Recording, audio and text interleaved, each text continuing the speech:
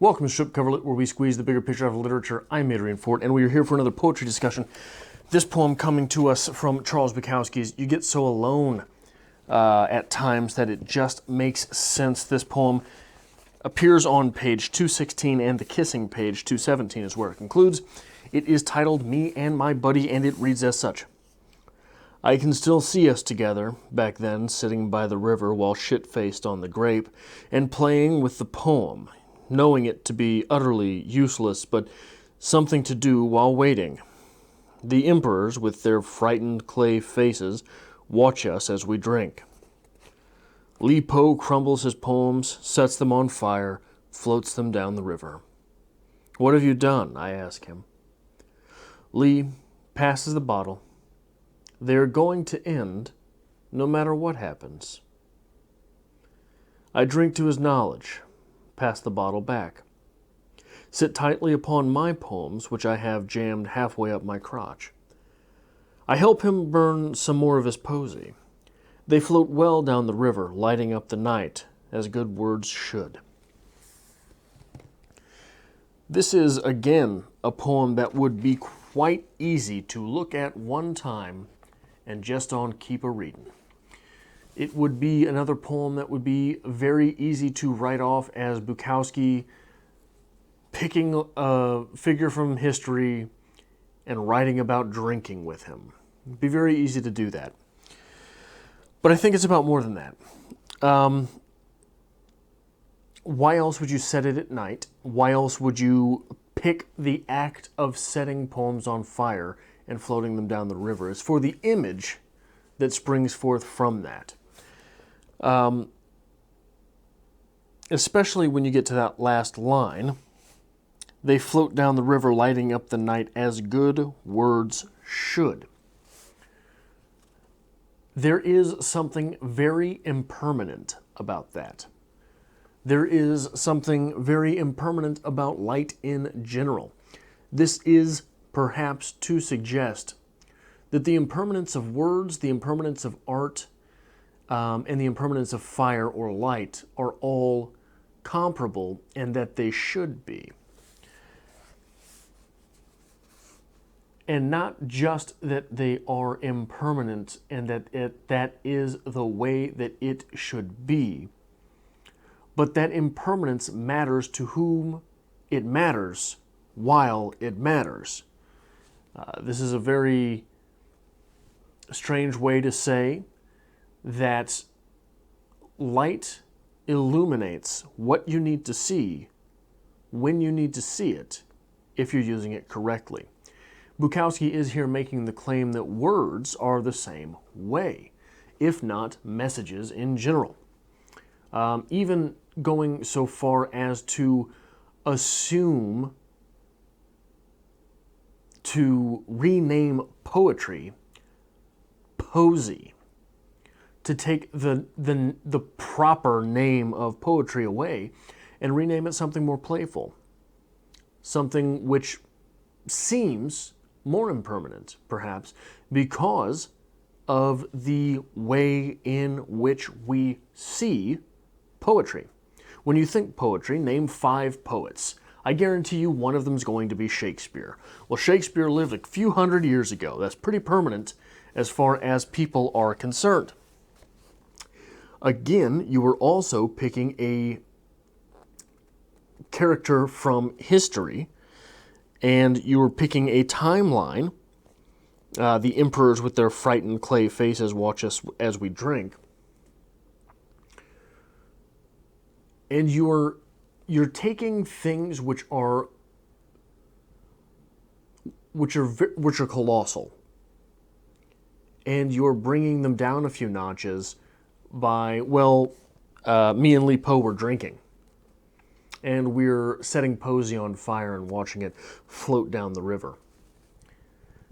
All of this can be assumed to be part of the point of this poem because we have the very brief stanza where Bukowski says he is sitting tightly upon my poems, which I have jammed halfway up my crotch.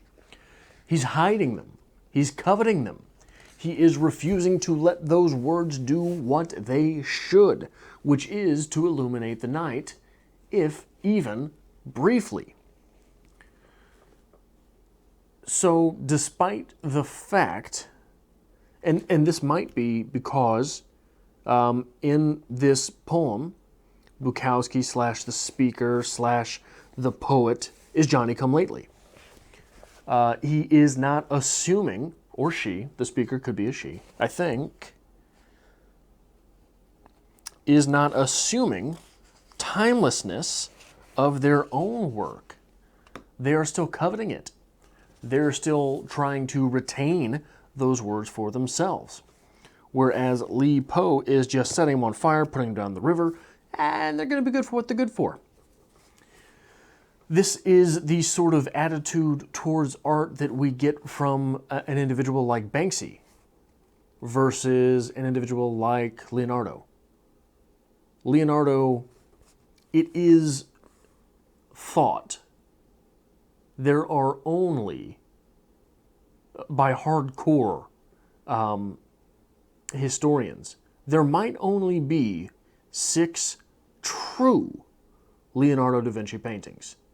6 paintings which Leonardo started, finished, and claimed. And was the only hands, and was the owner of the only hands to work on them. Those paintings live forever. If I showed you any one of the 6, you would know them. If I showed you all 6, you could probably name them. Banksy, however, is someone who works like a thief in the night. Very quickly, very briefly. And his work is impermanent, besides the photos that have been taken of it. So there is a bit of that here. But I think that more than that, in addition to that, perhaps, this is speaking to the less experienced artist / intellect, the speaker here, coveting his own work, his or her own work. And while the speaker is more than willing to participate in that art, writing their own verse, as well as setting someone else's on fire and watching it do what it is intended to do, our speaker is hesitant to engage in that world entirely. And I think part of that is also reflected in the opening stanza, which starts with, "I can still see us together back then sitting by the river," in that it is a reflection. This is someone who is collecting memories versus creating a time, if that makes sense. Collecting moments versus creating memories. Perhaps that's it. Collecting moments versus creating memories. Collecting a moment, much in the way that an overbearing mother never wants you to grow up. This speaker is not setting his poetry out there to mature in the way that a poem should, is meant to. Much in the way that the overbearing mother's child is meant to grow up. Versus Li Po, who is more than willing to put a poem, put a work, put a verse out there to be what it is. Is that what life's about? Living in the moment, or trying to make the moment last as long as possible? Where do you stand on that? I am more inclined to believe that it is about living in the moment, but I think that it takes preparation to get to a life where that is possible. I think that it is tempting to quote-unquote live in the moment and come to a burning crash site that is the life you had set up because you did not do any planning. I think that's absolutely possible. And I think that it is essentially what my generation is on track for.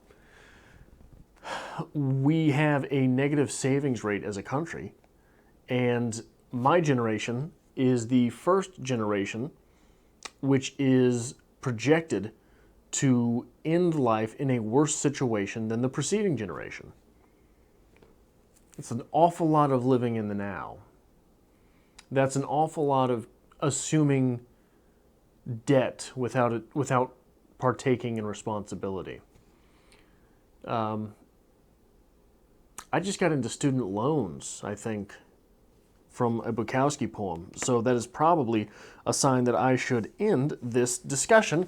This has been me and my buddy from pages 216 and 217 of Bukowski's You Get So Alone at Times That It Just Makes Sense. If you like this sort of thing, hit the like button below because it really helps us out on the channel, especially as lately we've been getting waves of dislikes from angry, overbearing mothers, probably. Hit the subscribe button if you would like to hang on to this channel and make it last as long as possible. And if you would like to help us create more content that we can set on fire here on Strip Cover Lit, there is a link, as always, to our Patreon to be found in the description below.